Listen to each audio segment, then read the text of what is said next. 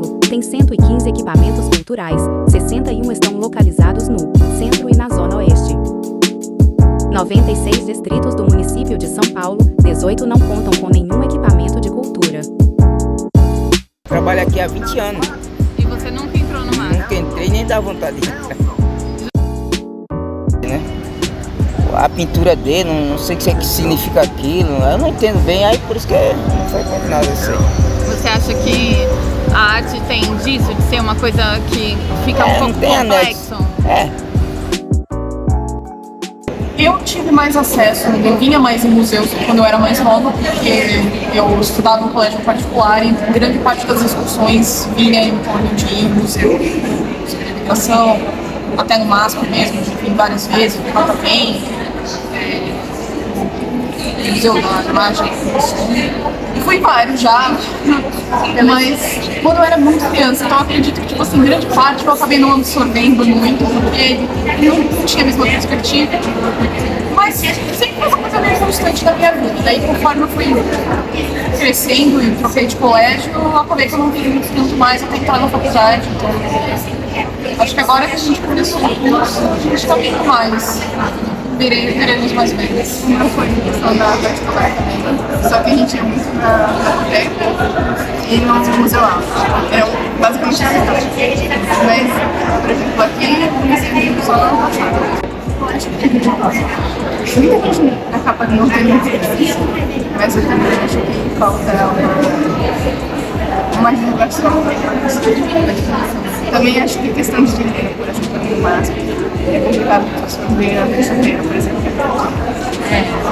Eu concordo com ela. Eu acho que assim, já é difícil para as pessoas elas terem essa vontade mesmo de eu quero lá e eu quero olhar obras de arte. Muita gente não tem tempo para isso, sabe? A pessoa, ela trabalha numa escala 6x1, tá cansada, tem que chegar em casa, ainda tem que arrumar a casa, cuidar dos filhos, fazer um monte de coisa no mercado. No último dia livre da semana dela, ela não tá preocupada em vir no MASP e ver sobre o projeto do artista que fala sobre problemas sociais, sabe? O brasileiro, em média, não tem incentivo a buscar arte porque ele está muito ocupado com o trabalho e com o capitalismo roubando ele do lazer.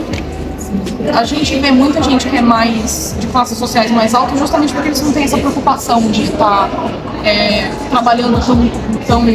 Eles têm tempo livre, eles têm acesso ao lazer que a classe média e baixa não tem tanto. Eu acho que a questão monetária é uma das coisas que mais impede. Sobre a questão que ela falou, eu acho que também tem uma questão de palavras usadas, de comunicação. Eu acho que a comunicação da arte ela é meio utilizada assim, umas coisinhas que não é de fácil acesso. Né? Tem gente que não vai entender o que está sendo falado, umas palavras muito técnicas, entende? Tipo, não devia ser assim, poderia ser mais simples. Se você quiser usar alguma coisa técnica, nem mais. Se você quer acessar o público, seria mais fácil você ter uma comunicação que o público vai entender. Eu acho que os museus também não têm isso. Eu acho que a partir do momento que, por exemplo, a gente pega obras que vêm de povos indígenas, povos marginalizados, povos africanos, e coloca isso atrás de um vidro e fala, você só vai poder ver coisas que são da sua cultura de origem quando você pagar para uma pessoa provavelmente branca que roubou isso do seu povo, botou ali. Já prova que tem alguma questão econômica e étnica por detrás muito zoada. Assim, fora do contexto brasileiro, um pouco, mas por exemplo, o British Museum. Eles roubam, cara, tem o mundo inteiro está dentro do British Museum. É ridículo, é ridículo. Acho que a primeira coisa que você pode fazer é a gratuidade. Pra mim, pelo menos é absurdo. No máximo, você pagar R$70 a meia entrada no dia de semana. É meia entrada, R$70, acho que 75, tipo, num sábado. Você tem que pagar R$75 pra vir aqui, sem contar o transporte. E o dia grátis deles é terça-feira, que é o dia de semana que muita gente trabalha. E a questão da divulgação mesmo, porque tem muita gente que não pensa nem assim, em questão de, hoje eu quero fazer um passeio, um museu é uma opção. Assim, eles pensam mais, vou numa festa, vou numa balada, vou num bar, vou num restaurante. Domingo seria perfeito. Eu acho que é um dia que as pessoas mais visitam tipo, questão de lazer, sabe? Eu acho que seria uma boa coisa.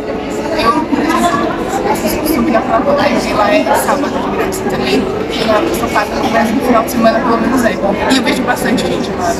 Tem gente de toda que coisa, tem muita criança, vai bastante lá, no SESC. Trabalho das 10 aí no Mercareira, né? Eu trabalho das 10 da noite às 4 da manhã. Aí eu descanso um pouco, tá? E quando não tem mais o que fazer, né? Eu trabalho segunda, quarta e sexta, sou diarista, trabalho como conferente de caminhão. Então, quer dizer, mas para as outras pessoas fica um pouco difícil, né? Dificulta muito, assim, a localização, né? De você pegar um ônibus, pegar um metrô, né? E às vezes tempo também, né? Como você falou mesmo, trabalho. Aqui no Centro Cultural faz anos que eu venho. De 81 para 82. Eu vim molecão mesmo. Aí eu comecei a vir, aí viajei, voltei, aí eu fui. De um vai passando pro outro, né? Aí tem o Olido, lá tem dança da terceira idade, tem cinema, tem teatro, tem brincadeira de circo, essas coisas, sabe? E o cinema lá é baratinho, é R$4 inteira, e como capacete de 60, então eu não pago meia, é R$2. E é o mesmo filme, no caso, que tá passando no cinema grande, num shopping, periferia, não sabe, né? Tipo assim, pô, no Centro Cultural, R$2, mesmo filme que tá passando, tipo o Homem-Aranha, o Capitão América, como passou aqui, né? Tava cobrando R$17, 20 e poucos reais, e lá era R$2. Quando eu vim para São Paulo, eu comecei a ir para centros culturais, né? Centro Cultural, ali da Vergueiro, tem aqui da Paulista, né? Itaú Cultural, tem SESC, né? Aqui a Fiesp também, várias vezes. E antigamente tinha biblioteca, tinha televisão, tinha cinema.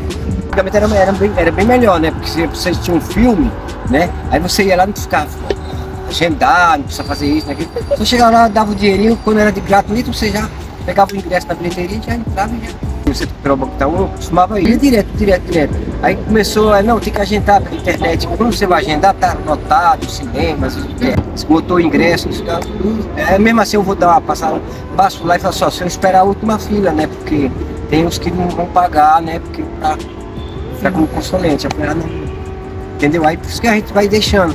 E eles vão mudando muita coisa. Muda muita coisa. Hoje em dia eles cortaram muita coisa, né? Mas que ainda existe. A toda a comunidade pobre da Zona Sul.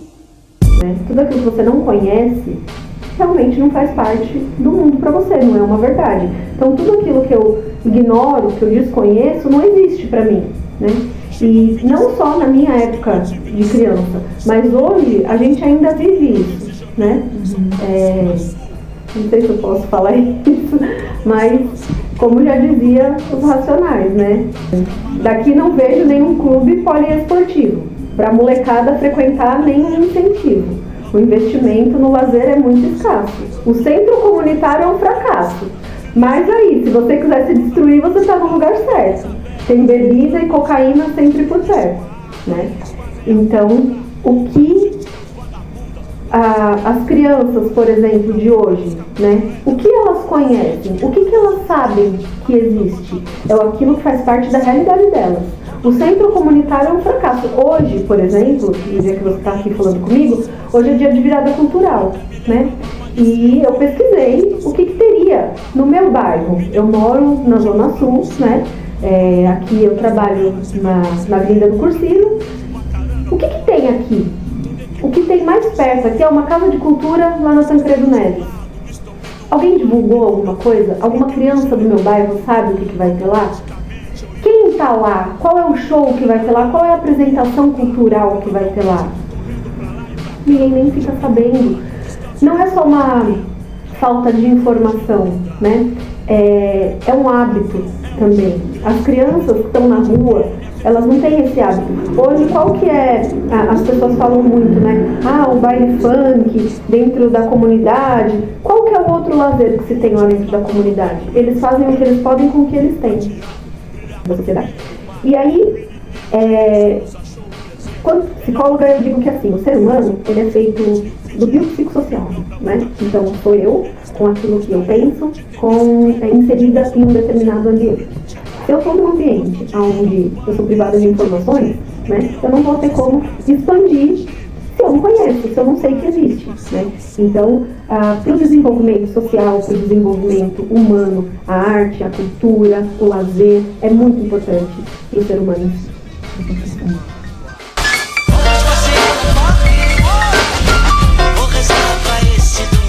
Olha só aquele clube que da hora, olha aquela quadra, olha aquele campo, olha.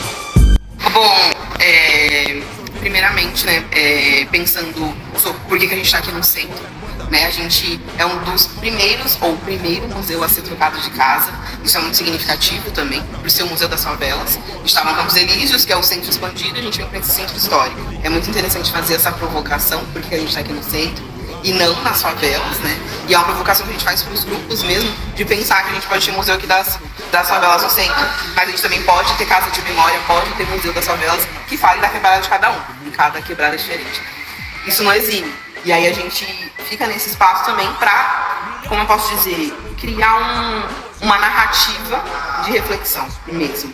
Porque pensar que esses lugares aqui não foi construído pra gente, a gente sabe disso, porém quem constrói esses lugares, né? Quem coloca cimento, quem coloca cada tijolo disso aqui não é a pessoa branca que veio para colonizar. Outra coisa muito importante também que a gente faz a provocação é o centro, a manutenção de quem faz o centro são pessoas periféricas. A gente acorda 4 horas da manhã para estar aqui cedo e vice-versa. Então acho que a gente pensar nesse projeto de retomada também é muito importante.